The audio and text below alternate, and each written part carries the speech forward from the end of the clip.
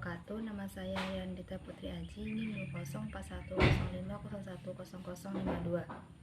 Saya dari kelas Perbankan Syariah 2. Di sini saya akan menanggapi video dari Bapak Dr. Abdul Wadud Nafis, LC/MEI, yaitu yang berjudul Pengangguran dalam Perspektif Ekonomi Islam. Dalam video tersebut dijelaskan bahwa pengangguran adalah orang yang masuk dalam angkatan kerja 15-64 tahun yang sedang mencari pekerjaan dan belum mendapatkannya. Orang yang tidak sedang mencari kerja contohnya seperti ibu rumah tangga, siswa sekolah, SMP, SMA, mahasiswa perguruan tinggi, dan sebagainya yang karena suatu hal tidak atau belum membutuhkan pekerjaan. Pengangguran biasanya disebabkan karena jumlah angkatan kerja tidak sebanding dengan jumlah lapangan kerja yang ada. Adapun macam-macam pengangguran, yang pertama, pengangguran terbuka. Pengangguran terbuka adalah pengangguran yang tidak memiliki pekerjaan. Bisa jadi karena belum mendapat pekerjaan atau memang tidak mau bekerja. Pengangguran terbuka disebabkan oleh lapangan kerja yang tidak tersedia atau tidak adanya kecocokan antara lowongan kerja dan latar belakang pendidikan. Yang kedua, pengangguran tersembunyi. Pengangguran tersembunyi merupakan kondisi di mana jumlah tenaga kerja lebih banyak dari yang seharusnya diperlukan. Kelebihan jumlah tenaga kerja menyebabkan kegiatan tidak dapat berjalan dengan merata. Sebagian ada yang bekerja dan sebagian ada yang tidak bekerja. Sebagai contoh, jumlah pelayan kafe yang terlalu banyak daripada kebutuhan sebenarnya. Sebagian dari mereka akan bekerja melayani pelanggan, tapi sebagian akan banyak menganggur karena sudah ada yang melayani pelanggan. Mereka sebenarnya memiliki pekerjaan, namun tidak bekerja sebagaimana mestinya yang dilakukan. Yang ketiga, pengangguran musiman. Biasanya orang yang bekerja sesuai dengan waktu-waktu tertentu. Apabila sedang tidak memasuki masa bekerja, mereka akan menganggur. Pengangguran jenis ini dapat ditemui pada mereka yang bekerja di bidang pertanian atau nelayan. Ketika memasuki masa panen, petani akan bekerja penuh waktu untuk mendapat hasil panen dalam jumlah yang banyak. Namun, apabila suatu masa hasil pertaniannya tidak maksimal atau terjadi kegagalan, panen akan membuat mereka menjadi pengangguran. Sama halnya dengan mereka yang bekerja sebagai nelayan. Ketika musim sedang tidak bagus untuk pergi ke laut, nelayan tidak bisa bekerja sehingga harus menganggur beberapa waktu dan menunggu sampai ada waktu yang tepat untuk melaut. Dan yang terakhir, pengangguran setengah menganggur.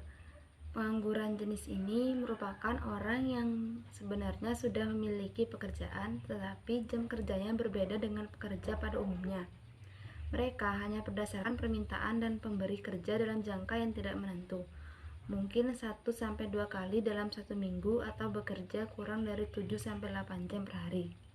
Orang yang bekerja secara part-time atau freelance bisa disebut juga sebagai setengah menganggur. Selanjutnya, jenis-jenis pengangguran. Yang pertama, pengangguran friksional. Kondisi ini terjadi karena adanya kesulitan mempertemukan pihak pencari kerja dengan pihak yang menyediakan lapangan kerja. Hal ini disebabkan karena adanya kendala informasi, waktu, ataupun jarak geografis. Yang kedua, pengangguran siklikal. Kondisi ini terjadi karena adanya perubahan dalam kegiatan perekonomian negara.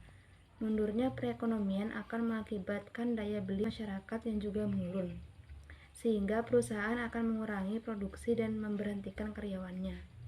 Yang ketiga, pengangguran struktural. Kondisi ini disebabkan oleh adanya perubahan struktur perekonomian yang memerlukan keterampilan-keterampilan baru. Hal tersebut dalam mengakibatkan pencari kerja tidak mampu memenuhi persyaratan yang ditentukan oleh pembuka lapangan kerja. Dan yang terakhir, pengangguran teknologi. Pengangguran ini disebabkan oleh adanya perkembangan teknologi yang menyebabkan tenaga kerja manusia diganti menjadi mesin.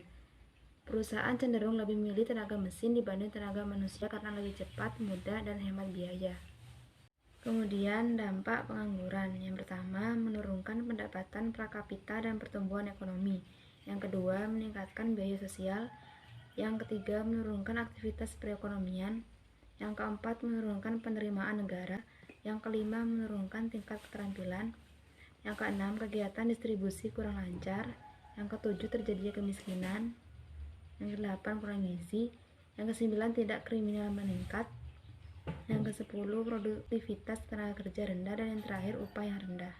Adapun penyebab dari pengangguran adalah banyaknya jumlah tenaga kerja tidak sebanding dengan kesempatan atau lapangan kerja, rendahnya tingkat pendidikan, kurangnya keterampilan yang dimiliki pelamar kerja sehingga tidak memenuhi kriteria lowongan pekerjaan, kemajuan teknologi yang pada akhirnya dapat menghentikan tenaga kerja manusia, resesi ekonomi, tenaga kerja antar daerah dimanfaatkan secara tidak seimbang, pemerintah yang membuat kebijakan untuk menghentikan pengiriman TKI ke luar negeri, persaingan pasar global. Banyak perusahaan, terutama perusahaan asing di Indonesia, yang lebih memilih menggunakan tenaga kerja dari negara lain dibandingkan tenaga kerja lokal karena dinilai tidak memiliki kemampuan yang memadai. Dan upaya mengatasi pengangguran: yang pertama, menyelenggarakan bursa tenaga kerja.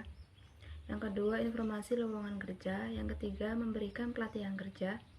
Yang keempat, membuka lapangan kerja sebanyak-banyaknya. Dan yang terakhir, meningkatkan peredaran modal usaha. Selanjutnya, pengangguran dalam ekonomi Islam. Yang pertama, pengangguran jabariyah. Pengangguran karena terpaksa adalah pengangguran di mana seorang tidak mempunyai hak sedikit pun memilih status ini dan terpaksa menerimanya. Pengangguran seperti ini umumnya terjadi karena seorang yang tidak mempunyai keterampilan sedikit pun yang sebenarnya bisa digali dan dipelajari sejak kecil. Yang kedua, pengangguran hiyariyah. Pengangguran karena pilihan adalah seorang yang mempunyai potensi dan kemampuan untuk bekerja tapi milih untuk berpangku tangan dan malas-malasan sehingga menjadi beban bagi orang lain. Sekian video tanggapan dari saya, kurang lebihnya mohon maaf. Wassalamualaikum warahmatullahi wabarakatuh.